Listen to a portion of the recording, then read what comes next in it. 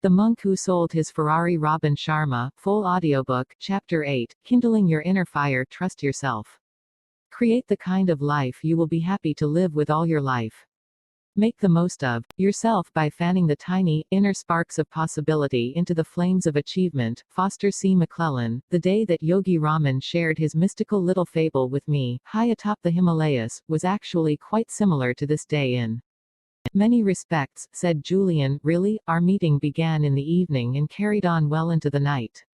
There was such a chemistry between the two of us that the air seemed to crackle with electricity. As I mentioned to you earlier, from the first moment I met Raman, I felt as if he was the brother I never had. Tonight, sitting here with you and enjoying the look of intrigue on your face, I feel the same energy and bond. I will also tell you that I have always thought of you as my little brother since we became friends. I'll tell you the truth, I saw a lot of myself in you. You were an amazing litigator, Julian. I will never forget your effectiveness. It was obvious that he had no interest in exploring the museum of his past. John, I'd like to continue to share the elements of Yogi Raman's fable with you, but before I do this, I must confirm something. Already you have learned a number of highly effective strategies for personal change which will do wonders for you if you apply them consistently. I will open my heart to you tonight and reveal everything I know, as it is my duty to do. I just want to make sure that you fully understand how important it is that you, in turn, pass this wisdom on to all those who are researching for such guidance. We are living in a very troubled world. Negativity pervades it, and many in our society are refloating like ships without rudders, weary souls searching for a lighthouse that will keep them from crashing against the rocky shores. You must serve as a captain of sorts. I'm placing my trust in you to take the message of the sages of Savannah to all those who need it. After consideration, I promised Julian with conviction that I would accept this assignment. He then continued passionately. The beauty of the whole exercise is that as you strive to improve the lives of others, your own life will be elevated into its highest dimensions. This truth is based on an ancient paradigm for extraordinary living. I'm all ears. Basically, the sages of the Himalayas guided their lives by a simple rule: he who serves the most, reaps the most, emotionally, physically, mentally and spiritually. This is the way to inner peace and outer fulfillment. I once read that people who study others are wise, but those who study themselves are enlightened. Here, perhaps for the first time, I saw a man who truly knew himself, perhaps his highest self. In his austere clothing, with the half-smile of a youthful Buddha gracing his supple face, Julian Mantle appeared to have it all: ideal health, happiness and an overriding sense of his role in the kaleidoscope of the universe. Yet, he owned nothing. This brings me to the lighthouse, said Julian, remaining focused on the task at hand. I was wondering how that fit into Yogi Raman's fable. I'll try to explain, he responded, sounding more like a well-schooled professor than a lawyer turned monk who had renounced the sensual world. You have now learned that the mind is like a fertile garden, and for it to flourish, you must nurture it daily. Never let the weeds of impure thought and action take the garden off your mind. Stand guard at the gateway of your mind. Keep it healthy and strong. It will work miracles in your life if you willingly let it. You will recall that in the middle of the garden stood a magnificent lighthouse. This symbol will remind you of yet another ancient principle for enlightened living: the purpose of life is a life of purpose. Those who are truly enlightened know what they want out of life, emotionally, materially, physically and spiritually. Clearly defined priorities and goals for every aspect of your life will serve a role similar to that played by a lighthouse, offering you guidance and refuge when the seas become rough. You see, John, anyone can revolutionize their lives once they revolutionize the direction in which they are moving. But if you don't even know where you are going, how will you ever know when you get there? Julian transported me back to the time when Yogi Raman examined this principle with him. He recalled the sage's exact words. Life is funny, observed Yogi Raman. One would think that the less one worked, the more one would have the chance to experience happiness. However, the real source of happiness can be stated in a word: achievement. Lasting happiness comes from steadily working to accomplish your goals and advancing confidently in the direction of your life's purpose. This is the secret to kindling the inner fire that lurks within you. I do understand that it might seem more than a little ironic that you have traveled thousands of miles from your achievement-oriented society to Speak to a cluster of mystical sages living high in the Himalayas only to learn that another eternal secret of happiness can be found in achievement, but it is true, workaholic monks? I suggested playfully. Quite the opposite. While the sages were tremendously productive people, their productivity was not of the frenetic type, instead, it was of the peaceful, focused, Zen-like kind. How so? Everything they did had a purpose. Though they were removed from the modern world and lived a highly spiritual existence, they were also highly effective. Some spent their days polishing off philosophical treatises, others created fabulous, richly textured poems which challenged their intellect. Andre knew their creativity. Still others passed their time in the silence of total contemplation, looking like illuminated statues seated in the ancient lotus pose. The sages of Savannah did not waste time. Their collective conscience told them that their lives had a purpose and they had a duty to fulfill. This is what Yogi Raman said to me. Here in Savannah, where time appears to stand still, you might wonder what a group of simple, possessionless sages would ever need or hope to achieve. But achievement need not be of the material sort. Personally, my objectives are to attain peace of mind, self-mastery and enlightenment. If I fail to accomplish these goals by the end of my life, I am certain that I will die feeling unfulfilled and dissatisfied. Julian told me that that was the first time he had heard any of his teachers in Savannah speak of their own mortality. And Yogi Raman sensed this in my expression. You need not worry, my friend. I have already lived past the age of 100 and have no plans for a quick exit. My point is simply that when you clearly know what aims you wish to achieve over the course of your life, be they material, emotional, physical or spiritual, and you spend your days accomplishing them, you will ultimately find eternal joy. Your life will be as delightful as mine, and you will come to know a splendid reality. But you must know your life's aim and then manifest this vision into reality by consistent action. We sages call this Dharma, which is the Sanskrit word for life's purpose. Lifelong contentment will come from the fulfillment of my Dharma?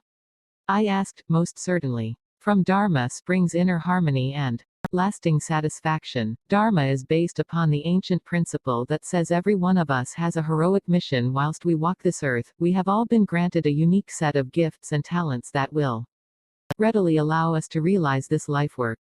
The key is to discover them, and in doing so, discover the main objective of your life. I interrupted Julian. It's sort of what you were saying earlier about risk-taking. Maybe yes, maybe no. I don't follow. Yes, it may seem as though you are forced to take a few risks to discover what you are best at and the essence of your life's purpose. Many people quit jobs that have stifled their progress. The moment they discover the true purpose of their existence, there is always the apparent risk that comes with self-examination and soul-searching. But no, because there is never a risk in discovering yourself and the mission of your life. Self-knowledge is the DNA of self-enlightenment. It is a very good, indeed essential thing. What is your Dharma, Julian? I asked casually, attempting to mask my burning curiosity. Mine is simple, to selflessly serve others. Remember, you will not find true joy in sleeping, in relaxing or in spending your time like an idler. As Benjamin Disraeli said, the secret of success is constancy of purpose. The happiness you are searching for comes through reflecting on the worthy aims you are dedicated to achieving and then taking action daily to advance them. This is a direct application of the timeless philosophy which prescribes that those things which are most important should never be sacrificed to those things which are the least important. The lighthouse in Yogi Raman's fable will always remind you of the power of setting clearly defined, purposeful goals and, most importantly, of having the character power to act on them. Over the course of the next few hours, I learned from Julian that all highly developed, fully actualized people understand the importance of exploring their talents, uncovering their personal purpose and then applying their human gifts in the direction of this calling. Some people selflessly serve humanity as physicians, others as artists. Some people discover that they are powerful communicators and become wonderful teachers, whilst others come to realize that their legacy will be in the form of innovations in the field of business or science. The key is to have the discipline and vision to see your heroic mission and to ensure that it serves other people while you realize it. Is this a form of goal setting? Goal setting is the starting point. Mapping out your objectives and your goals releases the creative juices which get you on to the path of your purpose. Believe it or not, Yogi Raman and the other sages were very hot on goals. You're kidding. Highly effective monks living deep in the Himalayan mountains who meditate all night and set goals all day. I love it. John, always judge by results. Look at me. Sometimes I don't even recognize myself when I look in the mirror. My once unfulfilling existence has been replaced by one rich with adventure, mystery and excitement. I am young again and enjoy vibrant health. I am truly happy. The wisdom I am sharing with you is so potent and so important and so life-giving that you simply must stay open to it. I am Julian, I really am. Everything you have said makes perfect sense, although some of the techniques do sound a little odd. But I have promised to try them and I will. I agree that this information is powerful. If I have seen farther than others, it is simply because I have stood on the shoulders of great teachers, replied Julian with humility. Here's another example. Yogi Raman was an expert archer, a true master. To illustrate his philosophy on the importance of setting clearly defined objectives in every aspect of one's life and fulfilling one's mission, he offered a demonstration I will never forget. Near where we were sitting there was a magnificent oak tree. The sage pulled one of the roses from the garland he habitually wore and placed it on the center of the trunk. He then pulled 3 objects from the large knapsack that was his constant companion whenever he ventured to distant mountain climbs such as the one we were visiting. The first object was his favorite bough, made of a wonderfully fragrant yet sturdy sandalwood. The second item was an arrow. The third object was a lily-white handkerchief, the kind I used to wear in the pocket of my expensive suits to impress judges and juries, Julian added apologetically. Yogi Raman then asked Julian to put the handkerchief over his eyes as a blindfold. How far away from the rose am I? Yogi Raman asked his pupil. 100 feet, Julian guessed. Have you ever observed me in my daily practice of this ancient sport of archery? The sage queried, in full knowledge of the response that would come. I have seen you strike the bull's-eye from a mark almost 300 feet away, and I cannot recall a time that you have ever missed at your current distance, Julian noted dutifully. Then, with his eyes covered by the cloth and his feet placed securely in the earth, the teacher drew the bow with all his energy and released the arrow, aiming directly at the rose hanging from the tree. The arrow struck the large oak with a thud, missing its mark by an embarrassingly large distance. I thought you were going to display more of your magical abilities, Yogi Raman. What happened? We have traveled to this isolated place for one reason only. I have agreed to reveal all my worldly wisdom to you. Today's demonstration is meant to reinforce my advice on the importance of setting clearly defined objectives in your life and knowing precisely where you are going. What you just saw confirms the most important principle for anyone seeking to attain their goals and to fulfill their life's purpose. You will never be able to hit a target that you cannot see. People spend their whole lives dreaming of becoming happier, living with more vitality and having an abundance of passion. Yet they do not see the importance of taking even 10 minutes a month to write out their goals and to think deeply about the meaning of their lives, their dharma. Goal setting will make your life magnificent. Your world will become richer, more delightful and more magical. You see, Julian, our ancestors have taught us that setting clearly defined objectives for what we desire in our mental, physical and spiritual world is critical to their realization. In the world you came from, people set financial and material goals. There is nothing wrong with this, if this is what you value. However, to attain self-mastery and inner enlightenment, you must set concrete objectives in other areas as well. Would it surprise you to know that I have clearly defined objectives with respect to the peace of mind I desire, the energy I bring to each day and the love that I offer to all those around me? Goal setting is not just for distinguished lawyers such as yourself who reside in a world full of material attractions. Anyone who wishes to improve the quality of their inner as well as their outer worlds would dowel to take out a piece of paper and start writing out their life aims. At the very moment that this is done, natural forces will come into play which start to transform these dreams into reality. What I was hearing fascinated me. When I was a football player in high school, my coach had constantly spoken of the importance of knowing what we wanted from every game. Know your outcome was his personal creed, and our team wouldn't dream of stepping onto the playing field without a clear game plan that would lead us to victory. I wondered why, as I had grown older, I had never taken the time to develop a game plan for my own life. Maybe Julian and Yogi Raman had something here. What is so special about taking out a sheet of paper and writing out your goals? How could such a simple act make such a difference? I asked. Julian was delighted. Your obvious interest inspires me, John. Enthusiasm is one of the key ingredients for a lifetime of successful living, and I am glad to see that you still have every ounce of yours. Earlier, I taught you that we each think about 60,000 thoughts on an average day. By writing out your desires and goals on a piece of paper, you send a red flag to your subconscious mind that these thoughts are far more important than the remaining 59,999 other ones. Your mind will then start to seek out all opportunities to realize your destiny like a guided missile. It is really a very scientific process. Most of us are simply not aware of it. A few of my partners are big on goal setting. Come to think of it, they are the most financially successful people I know. But I don't think they are the most balanced, I observed. Perhaps they are not setting the right goals. You see, John, life pretty much gives you what you ask from it. Most people want to feel better, have more energy, or live with greater satisfaction. Yet, when you ask them to tell you precisely what it is they want, they have no answer. You change your life the moment you set your goals and start to seek out your dharma, Julian said, his eyes sparkling with the truth of his words.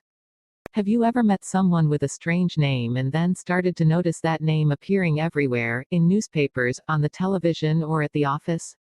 Or have you ever become interested in a new subject, let's say fly fishing, and then noticed that you couldn't go anywhere without hearing about the wonders of fly fishing?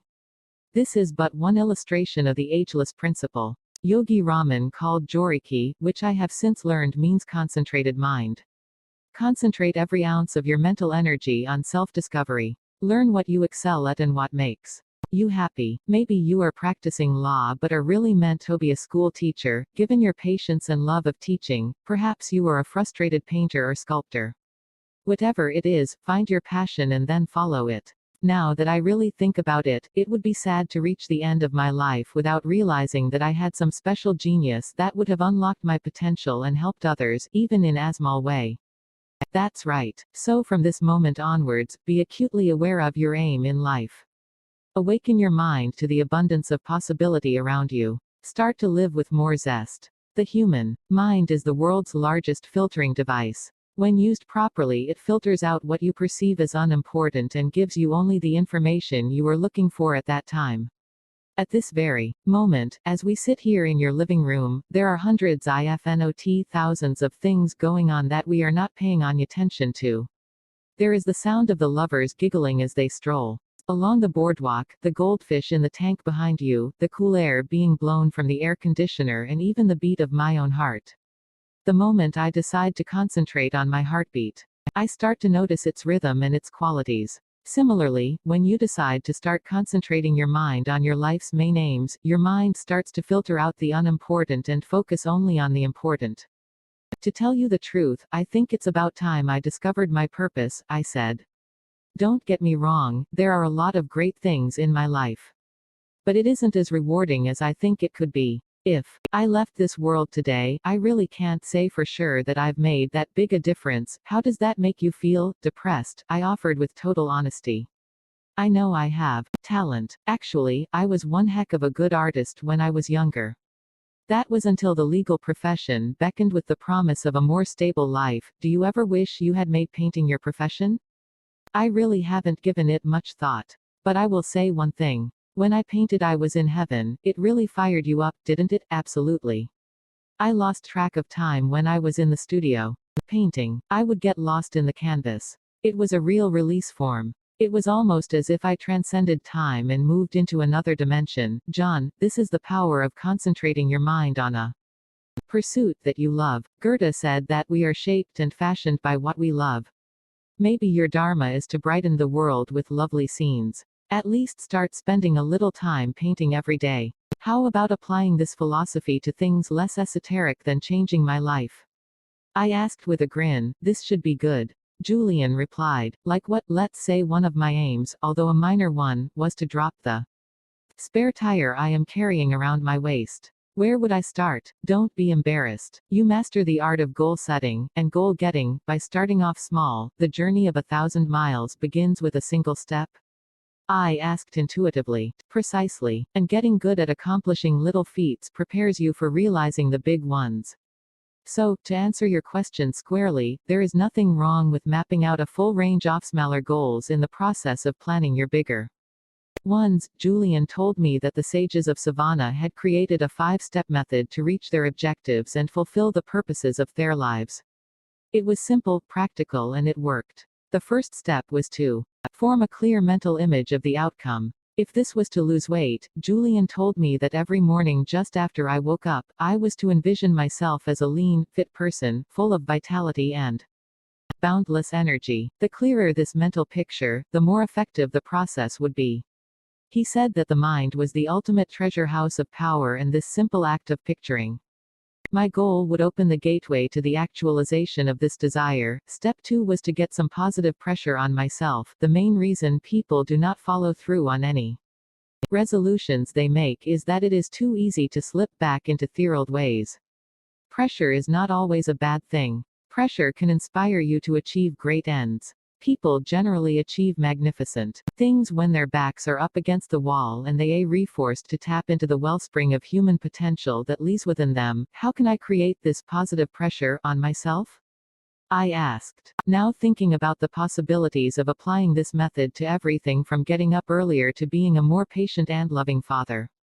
There are a whole host of ways to do this. One of the best is the public pledge. Tell everyone you know that you will lose the excess weight or write that novel or whatever your goal might be. Once you make your goal known to the world, there will instantly be pressure on you to work towards its fulfillment, since no one likes to look like a failure. In Savannah, my teachers used more dramatic means to create this positive pressure I speak of. They would declare to one another that if they did not follow through on their commitments, such as fasting for a week or getting up daily at 4 a.m. to meditate, they would go down to the icy waterfall and stand under it until their arms and legs went numb. This is an extreme illustration of the power that pressure can exert on the building of good habits and the attainment of goals. Extreme might be an understatement, Julian.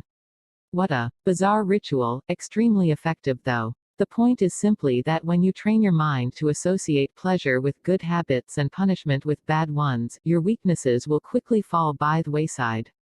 You said there were 5 steps to follow to make my desires come true. I said impatiently. What are the remaining 3? Yes, John. Step 1 is to have a clear vision of your outcome. Step 2 is to create positive pressure to keep you inspired. The third step is a simple one: never set a goal without attaching a timeline to it.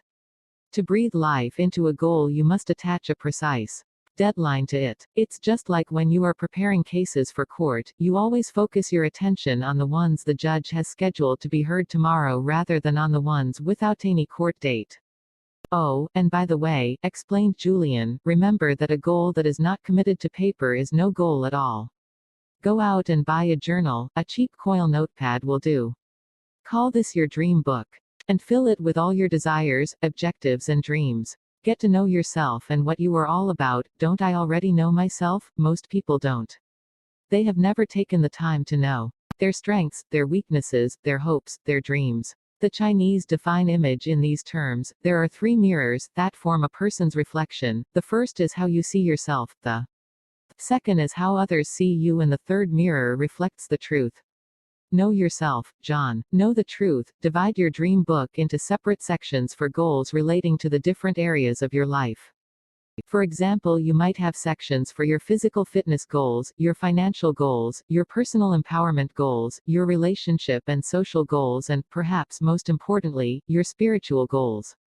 Hey, that sounds like fun. I've never thought about doing something as creative as that for myself. I really should start challenging myself more, I said. I agree.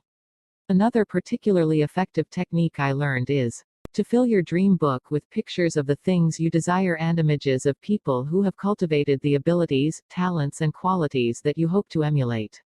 Getting back to you and your spare tire, if you want to lose weight and be in outstanding physical shape, paste a picture of a marathon runner or an elite athlete in your dream book. If you want to be the world's finest Husband, why not clip out a picture of someone who represents this, perhaps your father, and put it into your journal in the relationship section. If you are dreaming of a mansion by the sea, or a sports car, find an inspiring picture of these objects and use them for your book of dreams. Then review this book daily, even for a few minutes. Make it your friend. The results will startle you. This is pretty revolutionary stuff, Julian. I mean, though these ideas have been around for centuries, everybody I know today could improve the quality of their daily lives by applying even a few of them. My wife would love to have a dream book. She'd probably fill it with pictures of me without my notorious belly. It's really not that big, Julian suggested in a consoling tone. Then why does Jenny call me Mr. Donut? I said, breaking into a broad smile. Julian started to laugh. I had to follow. Soon the two of us were howling on the floor. I guess if you can't laugh at yourself, who can you laugh at? I said, still giggling. Very true, my friend. When I was chained to my former lifestyle, one of my main problems was that I took life too seriously. Now I am much more playful and childlike. I enjoy all of life's gifts, no matter how small they are, but I have digressed. I have so much to tell you and it is all flowing out of me at once. Back to the 5-step method to attain your aims and realize your goals. Once you have formed a clear mental picture of your outcome, created a little pressure behind it, set a deadline and committed it to paper, the next step is to apply what Yogi Raman called the magic rule of 21.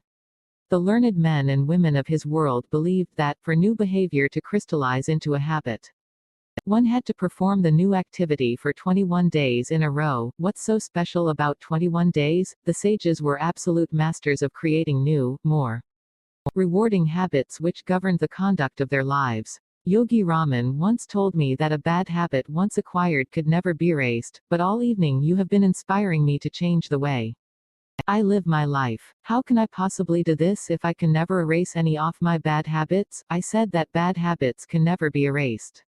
I did not say that negative habits could not be replaced, Julian noted with precision.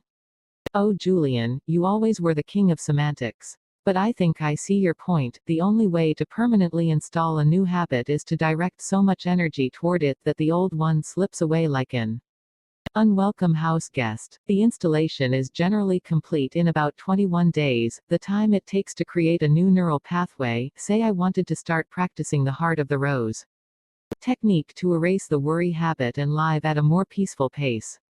Do I have to do it at the same time every day? Good question. The first thing I will tell you is that you never have to do anything. Everything I am sharing with you tonight I am offering as a friend who is genuinely interested in your growth and development. Every strategy, tool and technique has been tested over time for effectiveness and measurable results. This I assure you, and though my heart tells me that I should implore you to try all of the methods of the sages, my conscience tells me to simply follow my duty and share the wisdom with you, leaving its implementation up to you. My point is this: never do anything because you have to. The only reason to do something is because you want to and because you know it is the right thing for you to do. Sounds reasonable, Julian. Don't worry, I haven't felt for even a moment that you were forcing any of this information down my throat. Anyway, the only thing that could ever be forced down my throat these days would be a box of donuts, and that wouldn't take much, I quipped. Julian smiled gingerly. Thanks, pal. Now to answer your question, my suggestion is that you try the heart of the rose method at the same time every day and in the same place, every day. There is tremendous power in a ritual. Sports stars who eat the same meal or tie their shoes the same way before the big gamir, tapping into the power of ritual. Members of a church who perform the same rites, wear the same robes, are using the power of ritual. Even business people who walk the same route or talk the same talk before a big presentation are applying the power of ritual. You see, when you insert any activity into your routine by doing it the same way at the same time every day, it quickly grows into a habit. For example, most people will do the same thing upon waking up, without giving any thought to what they are doing. They open their eyes, get out of bed, walk to the bathroom and start brushing their teeth. So, staying with your goal for a period of 21 days, and performing the new activity at the same time for each of these days, will insert it into your routine. Soon you will be performing the new habit, whether it is meditation, getting up earlier, or reading for an hour every day, with the same ease that you feel while brushing your teeth. The final step for attaining goals and advancing along the path of purpose, the final step in the sage's method is one that is equally applicable as you advance along the path of your life. My cup is still empty, I said respectfully. Enjoy the process. The sages of Savannah often spoke of this philosophy. They truly believed that a day without laughter or a day without love was a day without life. I'm not sure I follow you. All I'm saying is make sure that you have fun while you are advancing along the path of your goals and purpose. Never forget the importance of living with unbridled exhilaration. Never neglect to see the exquisite beauty in all living things. Today and this very moment that you and I are sharing is a gift. Remain spirited, joyful and curious. Stay focused on your life work and on giving selfless service to others. The universe will take care of everything else. This is one of nature's truest laws, and never regret what has happened in the past. Exactly. There is no chaos in this universe. There is a purpose for everything that has ever happened to you, and everything that will happen to you.